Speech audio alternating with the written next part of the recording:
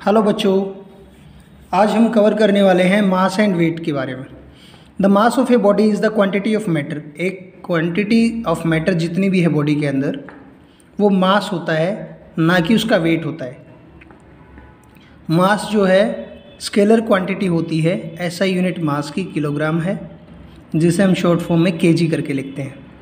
और mass of body यानी कि जो क्वांटिटी है किसी ऑब्जेक्ट की, किसी बॉडी की, वो फिक्स होती है, वो कांस्टेंट होती है। वो चाहे अर्थ पे है, चाहे मून पे है, चाहे कहीं पे भी है, मास कभी भी चेंज नहीं होता है। मास बॉडी का हमेशा एक जैसा ही रहता है।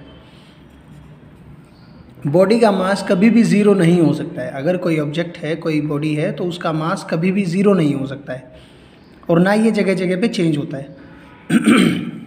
इसके अपोजिट जो वेट है, weight of a body is the force with which it is attracted towards the centre of अर्थ। तो मैंने आपको बताया था कि वेट जो है वो हम फोर्स कह सकते हैं, क्योंकि फोर्स है मास इनटू एक्सेलरेशन, और वेट जो होता है, वेट होता है मास इनटू एक्सेलरेशन या फिर एक्सेलरेशन ड्यू टू ग्रेविटी। तो वेट ऑफ ए बॉडी वो फोर्स है जो फोर्स अर्थ उस मास पे अपनी तरफ लगा रही है, मास को खींच रही है अपनी तरफ। क्योंकि फोर्स की फॉर्मूला है मास इनटू एक्सेलरेशन, तो हम वेट को भी लिख सकते हैं mass into acceleration due to gravity, m/g। तो फोर्स की यूनिट होती है न्यूटन, इसलिए वेट की यूनिट भी जो है वो न्यूटन ही होती है।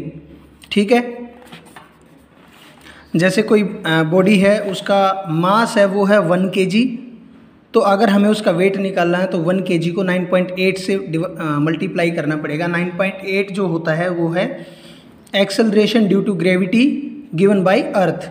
तो अर्थ की वजह से जो एक्सेलरेशन ऑफ ग्रेविटी है वो है 9.8।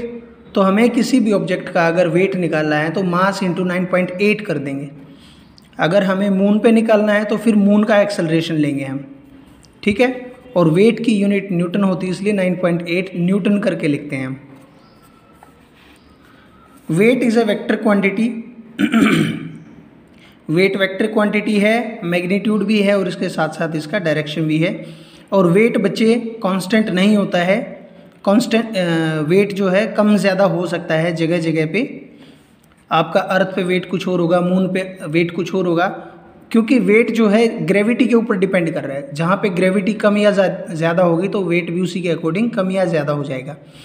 अगर किसी जगह पे ग्रेविटी ज़ीरो हो जाए, अगर किसी जगह पे ग्रेविटी ज़ीरो हो जाए तो उस जगह पे उस ऑब्जेक्ट का जो वेट है वो ज़ीरो हो जाएगा, क्योंकि mass into zero.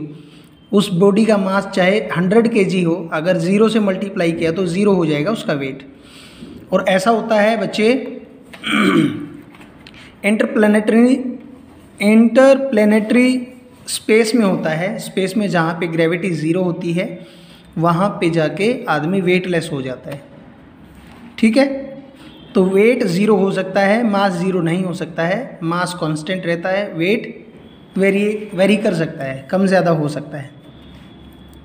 It is the gravitational force acting on an object which operate A spring balance and not its mass.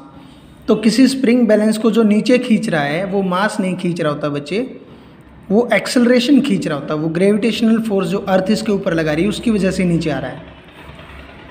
क्योंकि अगर ये ग्रेविटी फ्री अगर किसी जगह पे इसको हम चेक करना चाहें तो फिर स्प्रिंग नीचे ही नहीं जाएगा, क्योंकि वहाँ पे ग्रेविटी होगी नहीं, तो ये भी शो नहीं करेगा कि इस पर कुछ मास है कि नहीं है। तो ये सेम अपनी इनिशियल पोजीशन भी रहा रहेगा। ठीक है, wait of an object on the moon. हमें पता है कि मून पे जो ग्रेविटी है g की वैल्यू 1.63 है, मतलब 1/6 of gravity due to earth. Earth की ग्रेविटी से 1/6 पार्ट है मून के ऊपर, इसलिए मास जो वेट जो है वो भी 1/6 हो जाएगा एक्चुअल वेट का। Wait of an object on the moon will be about 1/6 of what it is on the अर्थ। क्योंकि मास तो चेंज होता नहीं, तो वेट अगर हम निकालना चाहेंगे मून के ऊपर तो मास इंटू वहाँ की ग्रेविटी, मून की ग्रेविटी जो कि 1.63 है, उससे मल्टीप्लाई करेंगे तो जो वेट आएगा वो अर्थ पे जो वेट चेक किया था उसका 1/6 पार्ट होगा। ठीक है। आइए न्यूमेरिकल्स कर लेते हैं। Mass of a body is 5 kg, what is its weight. Mass दे रखा है बच्चे, वेट पूछा है। वेट का फॉर्मूला होता है मास इंटू एक्सेलरेशन या जी। तो 5 kg इंटू 9.8 से मल्टीप्लाई करेंगे, आंसर आ जाएगा। सेम ऐसे ही दूसरा क्वेश्चन है। Third question, a man weighs 600 newton on the earth. Earth के ऊपर उसका वेट है इतना, व्हाट इज हिज मास। तो उसका मास पूछा है कितना है। तो बच्चे वेट जो है, वेट का फॉर्मूला है मास इंटू ग्रेविटी। वेट की जगह पे 600 लिखेंगे, मास हमें फाइंड आउट करना है। जी की वैल्यू 10 ले लेने के लिए कहा है इसने कि जी की वैल्यू आप 10 ले सकते हैं। तो मास यहाँ से निकल जाएगा 60 kg। अब वो कह रहा है if he were taken to the moon his weight would be 100 newton, what is his mass on the moon. तो बच्चे हमने अभी पढ़ा कि मास जो है वो वेरी नहीं करता है, मास एक जैसा ही रहता है। तो मून के ऊपर भी उसका मास जो है वो 60 kg ही रहने वाला है, जो कि हमने अभी निकाला है। और इसको प्रूव यहाँ से कर देंगे। मून के ऊपर वो कह रहा है कि उसका वेट 100 न्यूटन है, तो weight 100 newton is equal to 60 into gravity. उसने ग्रेविटी पूछी, मून के ऊपर ग्रेविटी कितनी है। 100 is equal to 60 into gravity.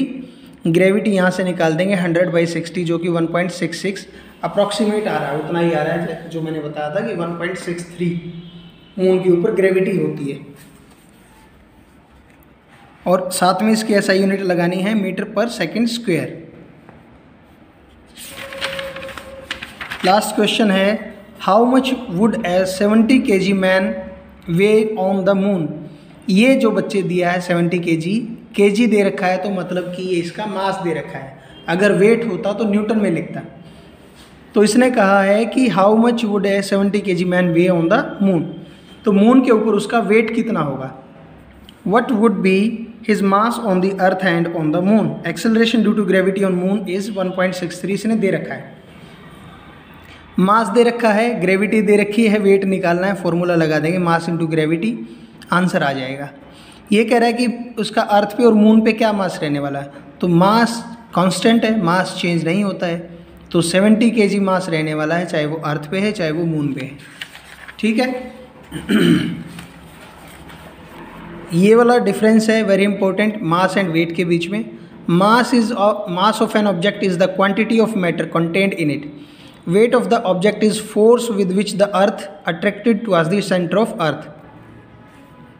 The SI unit of mass is kilogram. इसकी SI यूनिट न्यूटन है। इसका mass of an object is constant. Weight of an object is not constant. Mass of an object can never be zero. और wait जो है zero हो सकता है, क्योंकि जहाँ पे जी की वैल्यू ज़ीरो होगी वहाँ पे वेट भी ज़ीरो हो जाएगा।